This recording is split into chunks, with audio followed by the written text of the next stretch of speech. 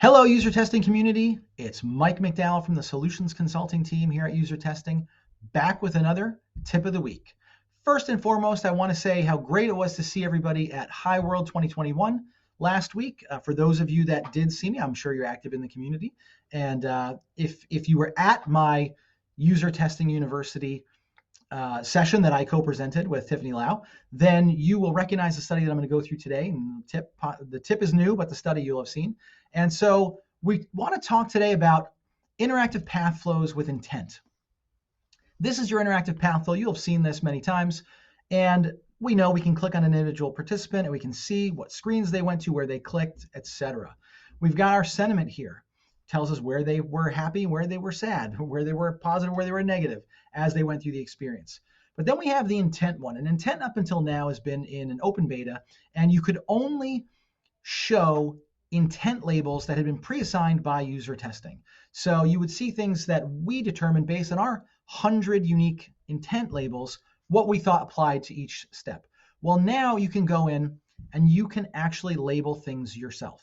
So here in this particular task, which we can see was, finding a common lunch meal you might buy at a Wendy's and put it in your bag for pickup, we can see now that I can follow just visually, really quickly, without hovering over anything. This is an order, starting an order, finding a location, viewing a menu, choosing a food item. This person was on the home page, viewed the menu, chose a food item, then went to locations, went back to the menu and chose a different food item, then got into the desserts, yummy, then chose another food item, then found a location at the end. So we can see all these different options here that people are doing as they go through. So when someone chooses a food item, then goes back to the menu and chooses a different food item, maybe they're making their order bigger, or maybe they have to change what they were doing.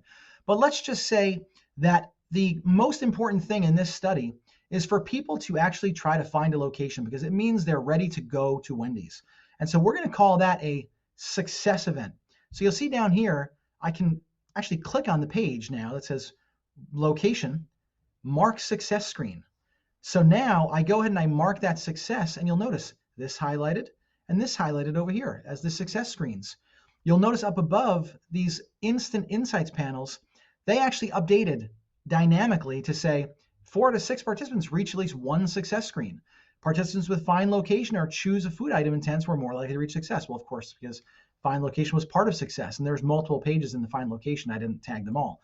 And as we go through, we'll also see other things like participants with shorter than average home time often had the view homepage element. Well, this is telling you that some of these people were shorter than average, and it was just that's an insight that it pulled. So you'll see these dynamically updated when I actually assigned a success element. So this is something totally new, totally awesome.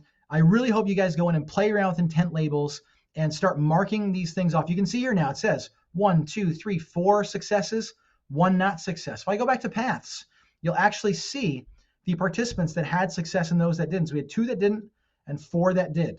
So this is actually really, really helpful in trying to figure out visually at a glance whether or not people were successful doing your task.